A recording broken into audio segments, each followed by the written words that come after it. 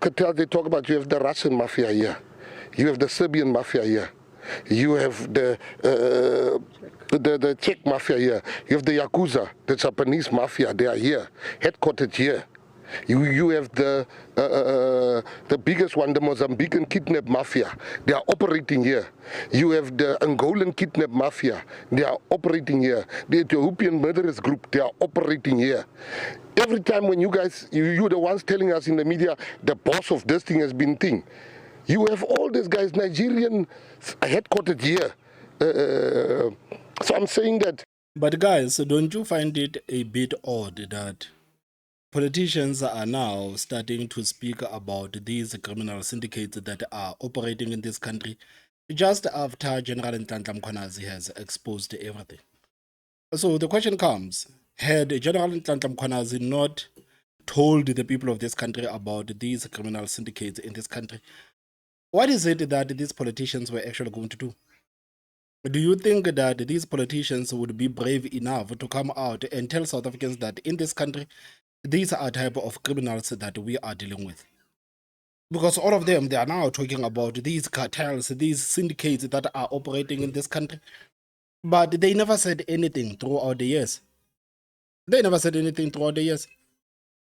So what purpose does it serve for them to tell us about these people that are operating in this country without telling us what is it exactly that has been done about these syndicates and these groups? He is the minister. He works with the president. He knows these cartels. It's not like it is us, average South Africans. We don't have the means. We don't have the ear of the president, and we cannot influence the president to do anything. But now you are speaking with the people that are in his cabinet. What is it that these people would have actually done had General Mkhwanazi not did that press conference? I wonder. It's not just five. We mustn't simplify it. We have a crisis here of different mafias and sub-mafias. And I think now is a time for us to turn the page. We must not be in a hurry. I think great news is still going to come out for the people because we must hear all views from all the different people. Have you taken this information to crime intelligence? I've spoken to the minister myself. You must understand. I've sat down with Minister Mkhunu when he was appointed. Without knowing all these things, and I'm not going to cast suspicions on him because I must still hear his view. But I sat down with him. I said, Minister, we need to do this. And that's what we do. I mean, can you just imagine how funny that meeting was? You have Gaten McKenzie sitting down with Senzo Mkhunu speaking about corruption and crime. You know, guys, this is the reason why I said, man, it's hard for me. I don't want to lie. It's honestly hard for me to actually take the ad hoc committee very seriously. Because in that ad hoc committee of theirs, they have the people that have been accused of corruption, the likes of Kusela Diko. Kimboy, let me see. Oh, let me take it, bro. I'm sorry, guys. Kimo. Eh?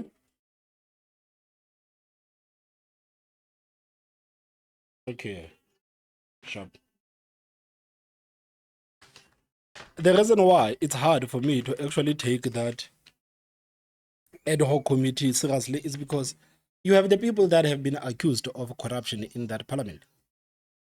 And the members of the ANC that have been pointed to have received the money from the COVID-19, sitting there, looking the general in the eye and asking General Mkhwanazi about corruption.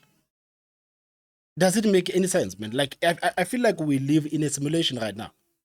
Because now we talk about Gaten McKenzie sitting with Senzo Mkhunu speaking about corruption and crime. It's like we are living in a simulation right now. It's like it is a joke. This is a joke. I'm in cabinet. I can't share with you the things we talk about in cabinet. But you think I'm a patriot. I love this country. I mean, just imagine the same Senzo Mkhunu that Gaten McKenzie was sitting down with is the same Senzo Mkhunu that has been pointed out to having the links with Brown Mkhotsi, and Brown Mkhotsi having the links with the likes of Ket Matala having the links with the likes of Maumela, and so on and so on. So the minister was just looking at Gayton McKenzie like, what the hell is this guy talking about? Because most of these people that you are talking about are my friends. You are talking about my friends. It's like you going to Sibiya to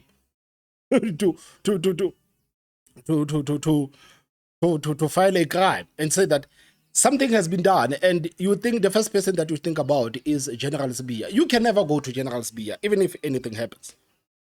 General Sibiya is a very sketchy, man. It's very sketchy. Why would you speak with Senzo Mkuno about the matters of crime? Yeah, I know. I'm being a bit of a hypocrite because he was the Minister of Police, but it serves no purpose speaking with a criminal about crime. I guess this is the point that I'm trying to make. That it serves absolutely no purpose to speak with a criminal about crime. Country. You Am I making any sense, guys? think I can settle with that type of information? I can't. I have a history of. Other day I was driving to Cape Town. There was a hijacking taking place. I stopped my car. I rescued that truck driver. Gayton McKenzie. Man, if you really did that, man, you would have found the CCTV of that.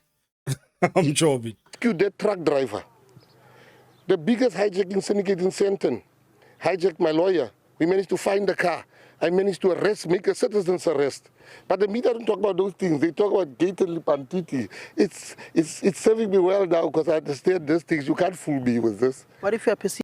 I mean, like, these people that are in government, man, man, like South Africa is very frustrating, man. It's frustrating and it is annoying.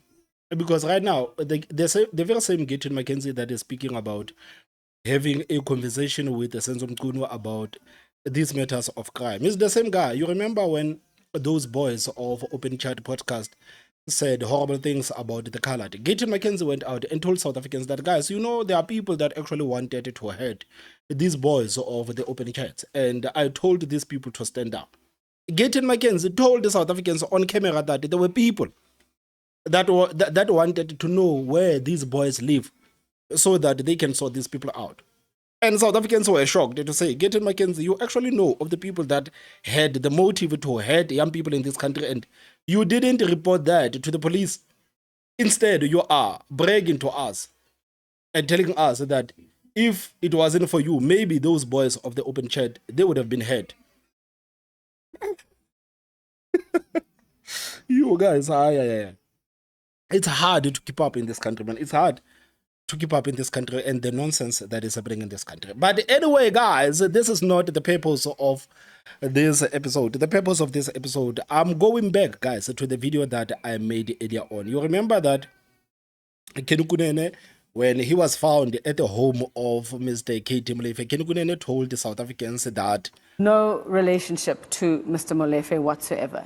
Yes, we have no relationship. You never met him before you saw him being arrested? No, I met him in his before. driveway. Where had you met him? I saw him where I met him. One of the person that arranged for the interview, when he hosted his mother's birthday at his place, I went because I know this person, and Mr. Molefe was there.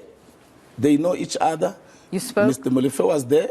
No, I didn't speak to Mr. Molefe because I went with my own people, and everybody would then have a corner. But I saw him there. So but I have not had conversations with Mr. Molefe. Okay. That is why when the police asked me, do you have his number? I said, no, I don't have Mr. Molefe's number. In fact, here is my phone, punch his number and see if I have it. They said, no, we believe you. Then they said, but how did you get here? I said, that person there, because he was there also, the person that facilitated. So you have a link to Mr. Molefe, though. You have a that person who can contact him for you. No. The way you are putting it is is continuously contact. The person there sent me the address. They said, let's see. Okay. I showed the police that this is the person that sent me the address, which means, and the police accepted that because if I had a relationship with Mr. Molefe, he would have sent me the address. Yeah. If I had been there before, I wouldn't need an address. So getting the address, shows that I have never been there before. I have no relationship with Mr. Molefe. I don't have his cell number, and the police established that. No, the police did not establish that because they didn't even punch the number of KT Molefe in your phone. So you remember, guys, that this is an argument that Kenny Kunene made, that no, I went to the home of Mr. KT Molefe because I wanted to facilitate an interview between him and my junior journalist. And the South Africans said, Kenny Kunene, you are talking nonsense. But recently, there was an interaction between Julius Malema and the South African Police Service National Commissioner Kenny Masemola. And this is where Kenny Masemola actually exposed that no, Kenny Kunene was at the home of Mr. KT Molefe before. This was the second time Kenny Kunene was found at the home of Mr. KT Molefe. And that statement alone, it actually blew the argument of Kenny Kunene out of the water, because Kenny Kunene tried to lie to the people of this country and said that I have never had any interaction with Mr. Molefe before. So this is a small interaction between Malema and Masemola. Now, when they went to Molefe's house to arrest him, they found a leader of the PA, Kenny Kunene, with Molefe, and they claimed there were other people, including a journalist. Are you aware of other people who were found in that house, or any journalist who was found in the house of Molefe when he was getting arrested? I'm not, I'm aware that there was a journalist, but I don't know who. But I know that they did find Mr. Kunene at that house. And a journalist. A journalist. Yeah, the journalist, yes. I don't know who the journalist is, but I know that they did find Mr. Kunene there. Actually, it wasn't the first time. When they went for the second time, they found him there. When they went for the first time for Molefe, they found Mr. Kunene there, and when they went the second time, they found Mr. Kunene there. Man, what a coincidence, man. Every time the police goes to the house of Molefe, they find Kenny Kunene there. Yeah, the journalist, yes. I don't know who the journalist is, but I know that they did find Mr. Kunene there. Actually, it wasn't the first time. When they went for the second time, they found him there. When they went for the first time for Molefe, they found Mr. Kunene there, and when they went the second time, they found Mr. Kunene there. The first time he turned the gate, they were inside busy. He came to the gate and they showed him the road. And luckily, whatever he got, he went for the road.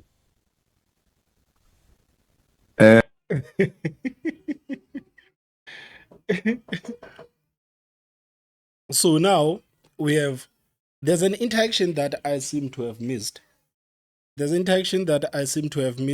this was between the Member of Parliament of Patriotic Alliance and the South African Police Service Commissioner Kenny Masemola. And this guy over here is gonna try to defend Kenny Kunene by insinuating that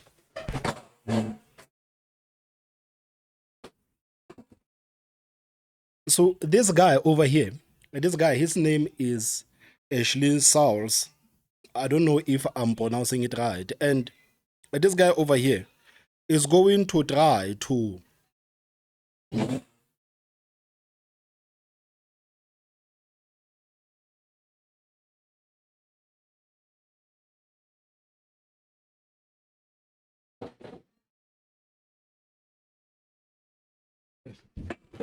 I'm sorry for that, guys. There was somebody at the door.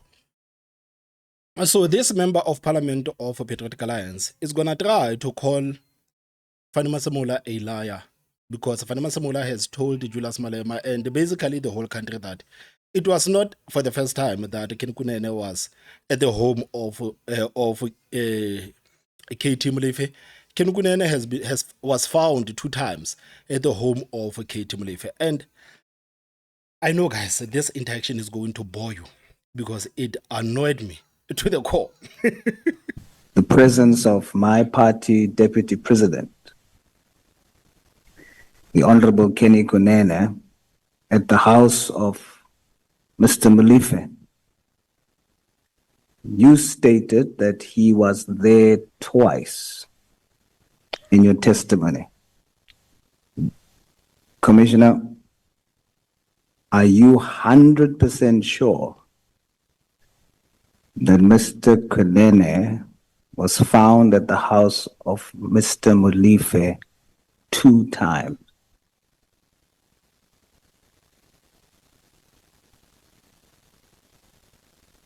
Thanks, Honorable Chair, and good afternoon, Honorable Member, and thanks for the matters that you alluded to, thanking myself and the police for what they are doing. Honorable Chairperson, what the team reported to me is that, yes, he was there twice. You'd recall one of the times he was found in the house. The other time they say he turned at the gate. He never entered, but he turned right at the gate. They denied him entry. So that's the report I got. So you yourself are not 100% sure? No. I can't be 100%, but that's the report I got, Honorable. So if you're not 100% sure, as the number 1 cop in this country, understanding the rules of our criminal justice system, how can you, General, knowing that you're not sure, sit here in front of all South Africans and state as fact that Kenny Kunene was there twice?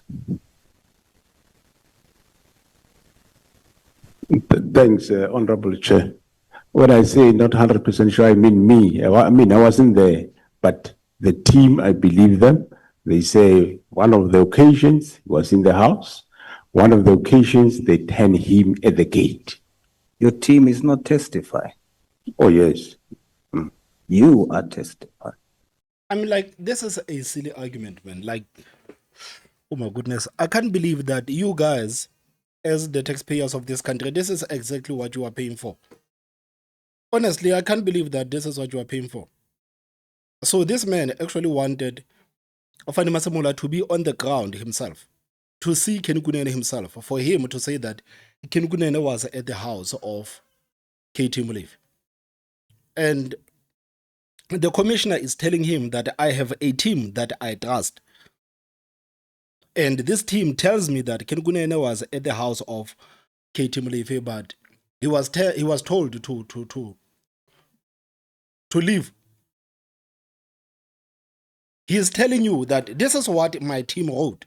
This is the report that I got from the team that I trust.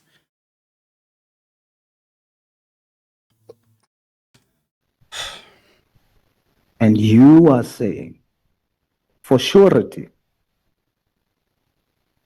that he was there. You're not sure? Man, he just told you that as the national commissioner, of course, he was not there himself. But there are people that are working for him. And this is a report that he got from the people that are working for him. And he's confident in these people and he trusts these people.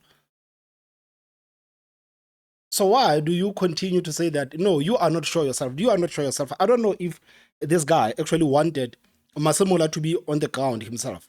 So this guy actually wants Masemola to be the one that is arresting the people himself. And you, as the national commissioner, you cannot speak of anything that has been reported to you because you are not sure of that. I mean, if that was the case, then General Msemola wouldn't have done that press conference. If that was the case, then General Msemola wouldn't have testified for like 3-4 days in Matlanga Commission. He wouldn't have testified for 2 days in the ad hoc committee. Because these people are the leaders and they have the people that are working with them. Your team reported to you. That still qualifies as hearsay. Oh, man. I'm not moved by the sounds in the house.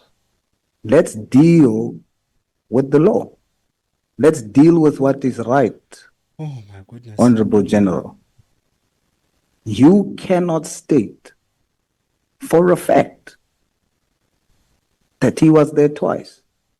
He can. Basing it on what you have been told. So your team is immune to lying. Chair, you must protect me here because I'm receiving responses from the EFF here. Am I questioning them? I mean, like, of course, the EFF should respond to you because right now, what you are doing, like, it is absolutely ridiculous. It is absolutely ridiculous. What do you want General Masemola to say? I don't know what is it exactly do you want him to say. Honorable Sauls, I request you to work like a postman, just deliver the letters. I'm delivering the letters, but you can't have dogs barking while I'm riding the bicycle. Deliver the letters. The gates are locked. They will not come out. No, Chair, you must protect me. I was silent when everybody was speaking. You are protected, and I very much respect the manner in which you conducted yourself the whole day. I haven't heard you saying anything honorable. So the whole day, starting from 9 o'clock. And you are so justified. Thank you, Chair. If I had a big umbrella, I will come and bring it around you so that you don't encounter any difficulty. General, even though you received the report, does that give you the right to come before the nation under oath and say, as a matter of fact, that Kenny Kunene was there twice? Honorable Chair, through you, the team reported to me that he was there twice. One was he was in the house when he was with the journalist. The second, one of the 2 times, he was turned at the gate by the team. So that is what the team reported to me.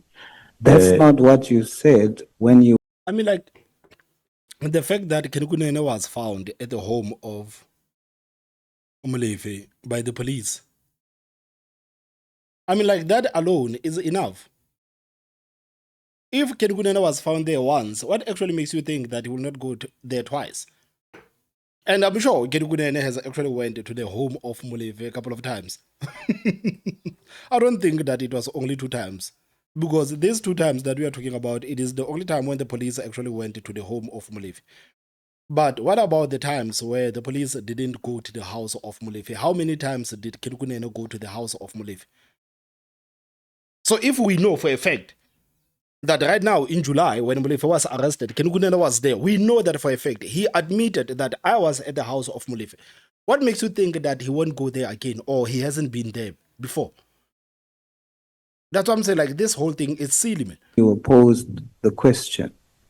When you opposed the question, General, you said, I listened to the tape again. Your words was, actually, he was there twice. Yet, your actually is based on a report. It's not fact. So, which means in this logic that if you are the CEO of the company, you must do everything for yourselves. You cannot rely on any report that comes from anybody. You must do everything yourselves. You must call the client yourself. You must clean. You must do everything by yourselves. Do you guys realize how silly that argument is? It is silly. Honorable, thanks, Honorable Chair. General, with due respect, the Honorable Sauls, let me just hold you for a moment. There is a honorable member who wants to speak, Honorable Cameron. Yes, Chair, sorry to interrupt, but this has got nothing to do with the scope of this ad hoc committee, 1. And 2, General Masemola leads an organization with almost 200,000 members. Must he account for every single member's whereabouts? And I mean, when an officer comes and tells his commander something, must he go to this actual site and go and check up on it? It just I think we're losing the plot. We're not. This is not part of the scope of the ad hoc committee. Thanks, Chair. Yeah, what I'm going to do, honorable members, so that we can proceed. Let me allow the honorable member to use the time we have allocated him. Thank you. Thank you, Chair. I just wanted to say, number one, it's my time. Number two, I'm not the one who brought up the subject. I sat here and Honorable Malema brought up the subject, and no one in this house told him what they are now telling me. Number three, I have the right to ask that question. And also, I'm not asking of the general that he should have been there. And I am fully... No, this is exactly what you are doing, because the general is telling you that I got a report from my team that Kenny Kunene was at the house of KT Molefe and he was told to leave. And you say that the general is not sure because he was not there himself. And Ian Cameron is telling you that this argument that you are trying to make, it is nonsensical because it is impossible for the general to be there on the ground doing everything. It is literally impossible. Then now you are coming and saying that, no, I am not saying that the general must be at the scene himself. This is exactly what you are saying. This is exactly what you are saying. This guy is doing nothing but wasting time.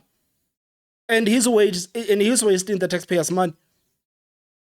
This is exactly what he's saying. Man, I can't believe that the people of this country are actually forced to pay for this buffoonery that is happening here, man.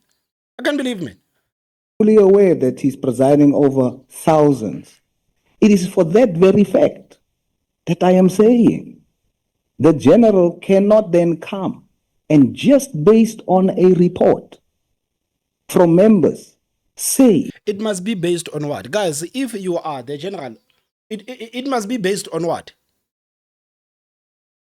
It must be based on what?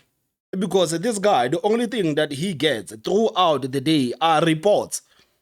Just like the president.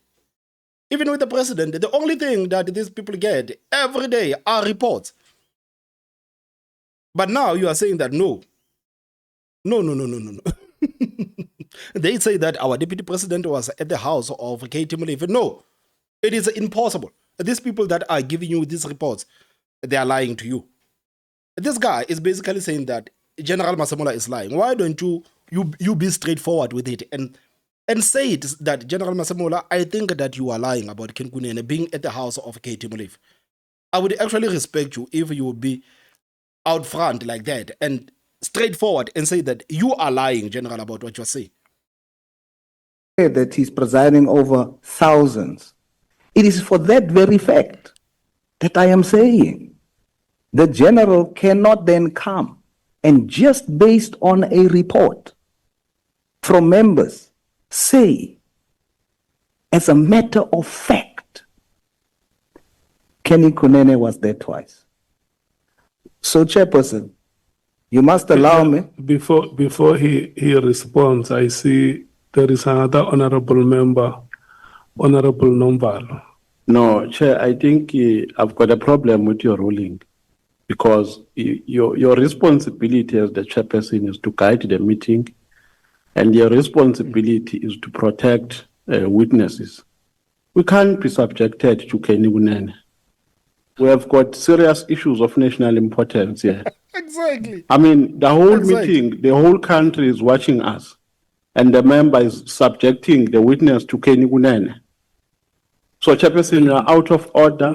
Do your responsibility, protect the member. That person is testifying under oath.